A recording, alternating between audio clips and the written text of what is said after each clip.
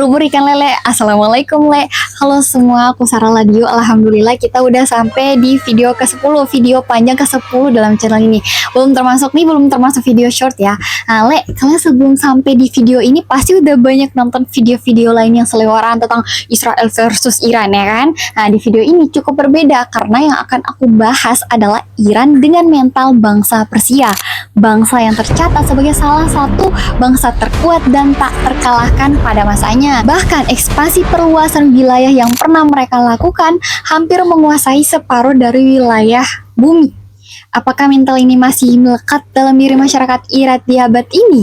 Kayak gimana caranya Ali Khamenei bisa tetap bertahan di tengah tekanan, ancaman perang, dan sabotase? Kalau Israel berani, punya nyali, wajar, soalnya didukung terang-terangan sama Amerika ya kan? Kalau aku mau bilang India, astagfirullah. Kalau Iran, adakah negara lain yang membackup kayak Amerika nge-backup Israel? Nah, makanya di sini aku bakal bahas mental bangsa Persia yang gak gampang tunduk. Kayak kenapa pemimpin Iran gak tunduk aja biar gak perang terus ya kan? Dan sampai kapan Iran bisa terus bertahan kayak gini? Nah, makanya gaskan le, mari kita kulik ceritanya.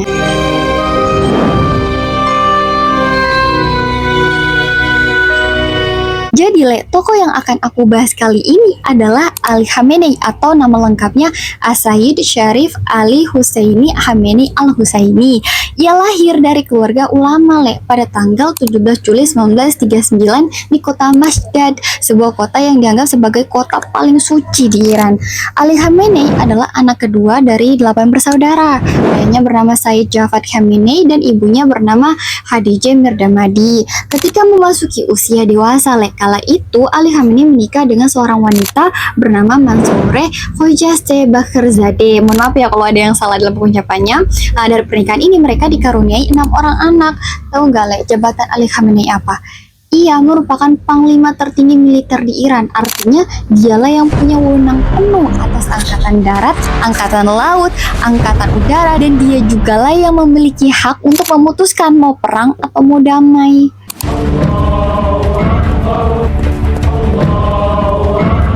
Ali Khamenei le, sebetulnya udah menjabat sejak tahun 1989.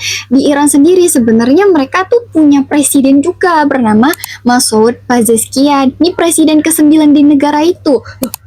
Loh, berarti Iran punya 2 pemimpin, Sar? Ya benar, Iran itu sistemnya begitu. Jadi meskipun ada presiden, tetap yang paling berkuasa di negara itu adalah Supreme Leader alias pemimpin tertinggi atau disebutnya pemimpin agung, yaitu siapa? Ali Khamenei. Kenapa bisa begitu? Nah, ceritanya kita harus balik dulu ke tahun 1979, tahun yang menjadi titik balik sejarah negara Iran. Nah, ceritanya kilas balik dimulai saat revolusi tahun 1979. Bayangin aja le, dari sebuah negara kerajaan yang absolut bisa mengeluarkan perintah apapun tanpa batasan, pokoknya suka-suka rajanya lah, kayak Arab Saudi gitu, dimana satu orang raja memegang penuh semua kendali yang ada di negaranya.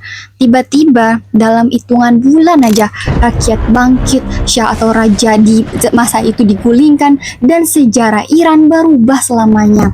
Itulah yang terjadi saat pemimpin agung satu yang bernama Ruhollah Musafi Khomeini. Kalau tadi kan Ali Khamenei, kalau ini Ruhollah Musafi Khomeini. Nah, orang ini adalah tokoh yang memimpin revolusi dan mendirikan Republik Islam Iran. Ingat tadi kalau Ali Khomeini kan pemimpin agung 2. Nah, dia ini adalah penerus dari pemimpin agung 1 yang sekarang udah wafat. Paham lah ya? Dalam revolusi itu mereka menuduh bahwa syah atau raja, aku sebutnya raja aja ya. Nah, Ruhollah Musafi Khomeini kala itu menuduh bahwa Raja Reza Pahlavi merupakan orang yang tidak beragama dan merupakan antek-antek barat.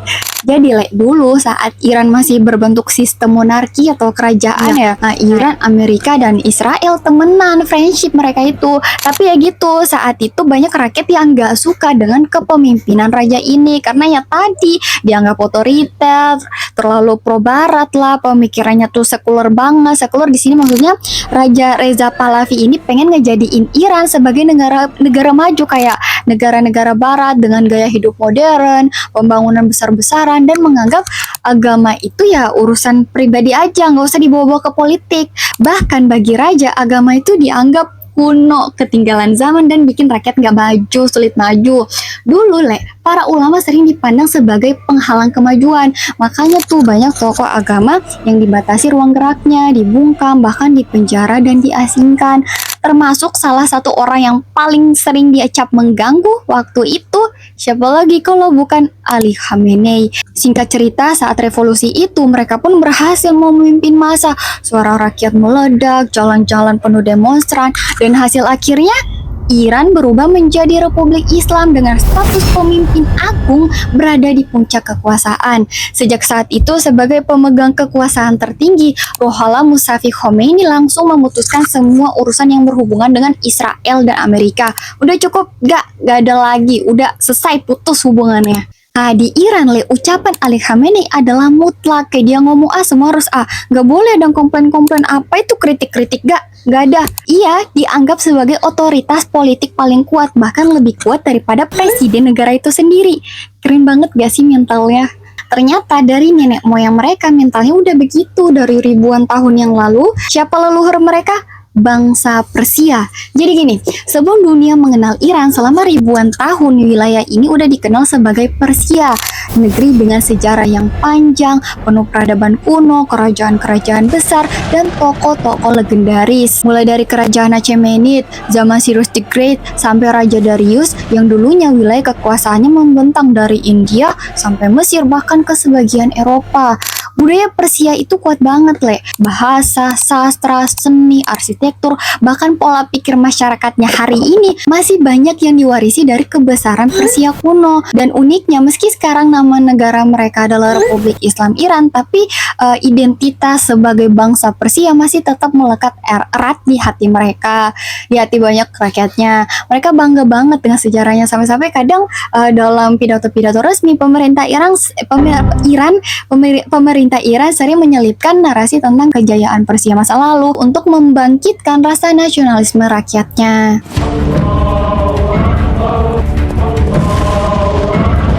Emang asal-usul bangsa Persia tuh dari mana, Sar? Kok bisa punya mental sebegitu kuat dan terkenalnya?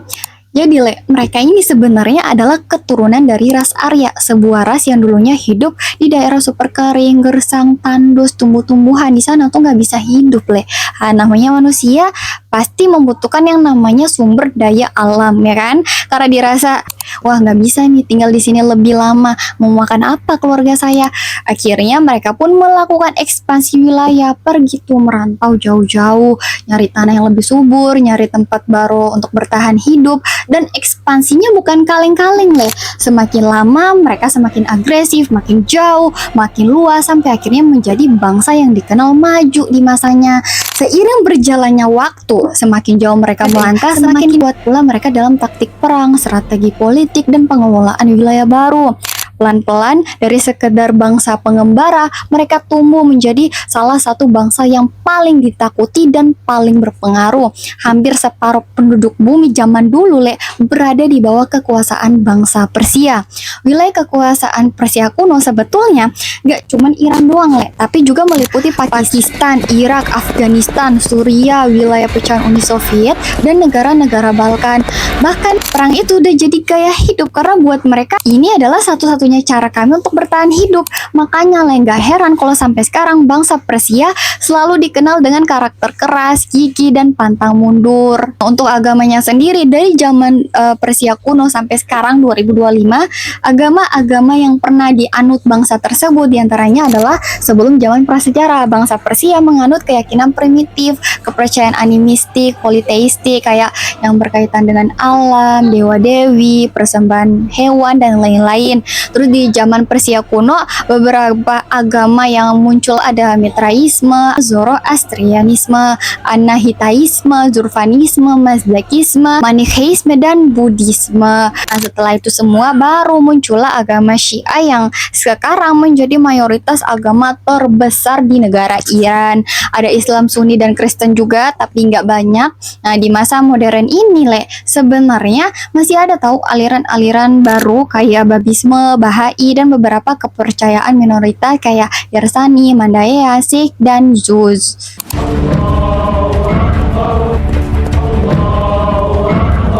Sejak serangan Israel ke Iran pada 13 Juni lalu, situasi dalam negeri Iran langsung berubah. Pihak intelijen mulai bergerak, operasi keamanan digelar di berbagai kota. Ini ada pergerakan gak normal di beberapa titik. Iya benar, data komunikasi juga rame. Contoh misalnya gitu. Alhasil selama 12 hari berturut-turut, Iran langsung melakukan penyisiran besar-besaran. Kebebasan pers dibatasi dan lebih dari 1.000 orang ditangkap karena dituduh terlibat dalam jaringan spionase Israel alias mata-mata Israel. Bahkan beberapa jurnalis yang bekerja di media berbahasa Persia untuk luar negeri juga ditekan. Nah, salah satu dari mereka sampai ke tahap penahanan, kayak ayah, ibu, saudara laki-lakinya yang tinggal di Teheran, ibu kota Iran, itu ditahan buat ngancam si presenter ini biar berhenti dari pekerjaannya. Dunia kan lagi menyorot Iran ya, media itu bisa jadi alat propaganda nomor 1 ya kan. Makanya tuh jurnalis atau mereka-mereka yang mampu berbahasa Persia, yang mampu nerjemahin situasi dalam negeri, kayak memberitakan hal-hal yang dianggap merugikan pemerintah terkait konflik Iran dan Israel. Nah, itu yang diancam sama pemerintah Iran. Gak berhenti di situ aja, Pengadilan Iran juga menjatuhkan hukuman mati ke orang-orang yang dianggap mata-mata Israel. Pertama tuh ada Ismail Fikri. Ia divonis mati oleh pengadilan karena terbukti bekerja untuk Mossad. Ia dijatuhi hukuman mati yaitu digantung. Selain Fikri, di Urmia, sebuah kota di barat laut Iran, 3 pria lainnya juga dieksekusi gantung. Mereka ini bernama Idris Ali, Rasul Ahmad, dan Azad Shojai. Mereka dituduh sebagai mata-mata yang menyelundupkan peralatan pembunuhan dan senjata ilegal ke Iran sebagai operasi Mossad. Di sini, Iran ingin memberi peringatan, siapapun yang bekerja sama dengan Israel, resikonya nyawa. Gak cuma urusan dalam negeri doang, kan awal mula konflik ini ya gegara Israel. Gak ada angin, gak udah hujan, tiba-tiba ngirim melempar rudal di ibu kota Iran. Iran digituin ya marah, alhasil ngebalas dengan ratusan rudal dan drone ke kota-kota besar Israel kayak Tel Aviv, Haifa, dan Yerusalem. Nah, Israel bilang, kami nyerang Iran duluan ya karena Iran tuh lagi ngerancang bom nuklir. Sebenarnya alasannya tuh kompleks, tapi alasan lainnya ya karena Iran mendukung Palestina. Kedutaan besar Israel yang ada di Teheran bahkan diubah menjadi kedutaan besar Palestina. Diubah, Iran gak mau nganggap Israel tuh ada. Terus kenapa kalau emang Iran punya bom nuklir, kok jadi Israel yang kepanasan sampai tiba-tiba ngerudalin Iran? Nah, disinilah letak drama sesungguhnya. Iran selama ini secara resmi sebetulnya gak pernah mengaku punya senjata nuklir. Bahkan menurut Badan Atom Internasional dan Intelijen Amerika sendiri, enggak, Iran gak bikin bom nuklir. Tapi tetap aja Israel gak percaya. Dan bukan cuma itu, Israel sendiri sebenarnya punya 90 hulu ledak nuklir. Tapi anehnya mereka nggak pernah mau ngaku. Kalau ditanya, Anda punya bom nuklir kan? Mereka nggak ngebantah, nggak ngaku, tapi nggak ngebantah juga. Sementara Iran, selama ini mereka diawasi Badan Atom Internasional. Setiap kali mengolah uranium pasti ngelapor, tapi tetap aja dicurigain, ditekan, bahkan diserang. Cuman memang baru-baru ini pada Februari 2025 kemarin, intelijen Amerika menuduh Iran sedang ugal-ugalan memproduksi bom nuklir. Dan konflik kemarin puncaknya tuh 13 Juni, Israel langsung nyerang Iran duluan. Alasannya ya itu tadi, mau melenyapkan program nuklir Iran. Meskipun bukti nyatanya gak pernah ada. Jadi bukan soal Iran udah punya nuklir, tapi soal Israel yang gak mau Iran suatu hari nanti bisa punya. Terus kalau kalian bertanya-tanya, emang kalau Iran punya bom nuklir kenapa? Kenapa nggak boleh punya? Jadi inti masalahnya tuh sebenarnya bukan semata soal teknologi nuklirnya, tapi soal ketakutan global terutama dari Israel, Amerika, dan negara-negara barat. Karena kalau Iran sampai beneran punya senjata nuklir, dampaknya tuh bakal gede banget. Pertama, Israel takut posisi dominasinya di Timur Tengah bakal runtuh. Selama ini kan cuma mereka doang yang punya senjata nuklir di kawasan itu, dan mereka gak mau ada negara musuh kayak Iran yang tiba-tiba punya kekuatan selevel. Alasan kedua, Amerika Serikat takut pengaruh geopolitiknya di Timur Tengah bakal goyah. Alasan ketiga, ketakutan kemunculan efek domino. Kalau Iran punya nuklir, Arab Saudi dan negara-negara lain bisa-bisa jadi berlomba-lomba ikut bikin juga. Ujung-ujungnya ntar Timur Tengah bakal jadi arena baru untuk perlombaan senjata nuklir. Dan alasan terakhir yaitu Iran kan punya banyak proyeksi bersenjata ya, kayak Hizbullah, Houthi, dan lain-lain. Jadi ketakutan Barat tuh khawatir kalau Iran punya bom, bom itu dipakai untuk ngedukung perang-perang kecil lewat jaringan proksi. Jaringan proksi itu maksudnya kelompok-kelompok bersenjata yang didukung Iran tapi beroperasinya di negara lain dan gak resmi atas nama Iran. Misal contoh gitu, Iran punya tujuan tertentu, misal ingin menyerang satu negara. Nah, Iran tuh gak perlu turun tangan langsung kalau mau nyerang, cukup lewat tangan-tangan ketiga ini. Namun pengakuan Israel yang tadi aku jelasin itu tentang alasan penyerangan gak sejalan dengan pendapat masyarakat. Karena menurut rakyat Iran, ya Israel menyerang Iran karena pemimpin mereka Ali Khamenei yang sangat anti Barat. Israel nggak suka, makanya diserang. Tujuannya buat apa? Ya biar kepemimpinannya jatuh dan kembali kayak dulu lagi. Saat dinasti Shah Reza Pahlavi yang waktu masih sistem monarki kan mereka Israel dan Iran dulunya sahabatan. Pas era pasca revolusi aja Iran jadi anti Barat. Nah, kalau dari sisi peta dunia sih, luas wilayah dan jumlah penduduk Iran tuh lebih besar tahu daripada Israel. Terus kalau untuk backingan Iran itu didukung sama beberapa negara kayak Rusia, Cina, Korea Utara, Suriah, Irak, Pakistan, Hizbullah di Lebanon, dan Houthi di Yaman. Sementara Israel didukung oleh Amerika Serikat, Kanada, Inggris, Perancis, Jerman, dan Italia. Nih aku mau cerita sedikit tentang backingan negara-negara Iran.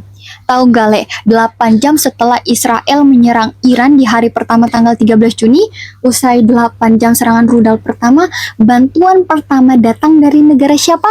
Tebak Tadi udah aku kasih tahu kan negara-negara yang membackup Iran, ada Rusia, Cina, Korut, Irak, Pakistan, dan lain-lain. Tebak siapa yang ngasih bantuan pertama kali? Pakistan. Mereka diam-diam melakukan jamming. Jamming itu semacam tindakan mengacaukan sinyal komunikasi. Tujuannya ya untuk mengganggu sistem kendali rudal Israel. Supaya apa? Supaya rudal-rudal yang terbang menuju Iran meleset dari target. Nah, negara selanjutnya yang dicurigai ikut membantu Iran adalah Cina. Di tengah panasnya konflik Israel versus Iran, ada yang menarik perhatian, Penerbangan pesawat kargo dari Cina ke Iran bolak-balik dalam waktu singkat, dan gak cuma lewat udara. Di jalur laut sekitar Selat Hormuz dan Teluk Persia muncul kapal perang Cina tipe Destroyer 052.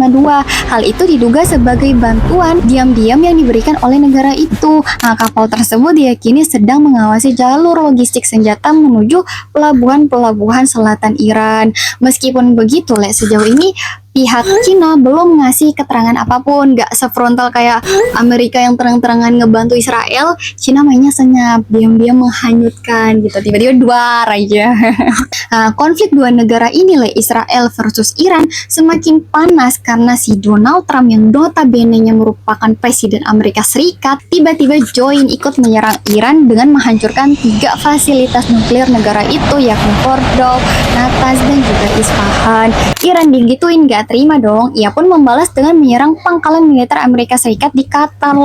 Ali Khamenei, si pemimpin agung II ini juga berkata, kami tidak takut dan kami tidak akan tunduk pada tekanan Amerika. Kalau perlu serangan akan lebih keras, lebih besar, dan lebih menghancurkan dari sebelumnya. Ali Khamenei juga bilang kalau Amerika nggak ikut campur, Israel pasti udah hancur total tuh. Perlu diketahui dari peperangan ini kerugian Israel selama 12 hari perang diperkirakan mencapai 20 miliar dolar atau sekitar 325 triliun rupiah. Yang tewas 28 orang dan yang terluka berjumlah lebih dari 1.000 orang. Tuh Israel Kalau di Iran lebih dari 600 orang yang meninggal dan lebih dari 5.000 orang terluka. Kalau dilihat dari jumlah korban, sebenarnya yang lebih banyak berjatuhan tuh ya dari pihak Iran, hampir 21 kali lipat lebih besar, tapi mereka nggak berisik.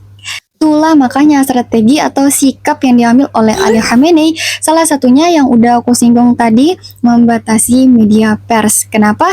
Ya jawabannya nggak jauh beda sama yang dilakukan Cina, Korut, atau bahkan Rusia. Semua negara itu sama-sama lagi melindungi satu hal, yaitu data, kayak informasi strategis ataupun identitas orang-orang penting di dalam negaranya.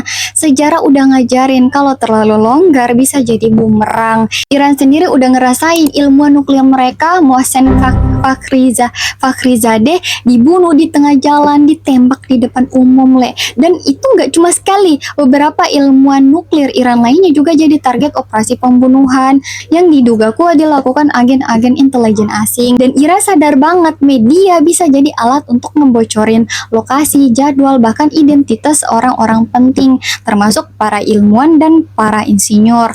Makanya Le, gak heran kalau Iran, Cina, Rusia, dan lain-lain semua punya cara tersendiri untuk menjaga informasi sensitif negara mereka. Nah, karena campur tangan Donald Trump, Iran menjadi murka dan mengancam akan menutup Selat Hormuz, selat yang dijuluki jantung minyak dunia karena menjadi jalur perdagangan minyak paling krusial yang menghubungkan Teluk dengan Laut Arab. Iran sendiri merupakan negara pemasok minyak terbesar di dunia. Jika selat ini beneran ditutup, banyak negara-negara di dunia yang akan mengalami kerugian, termasuk Indonesia. Tapi negara yang paling dirugikan adalah India, Cina, dan Jepang. Karena negara-negara ini merupakan importir minyak terbesar di dunia.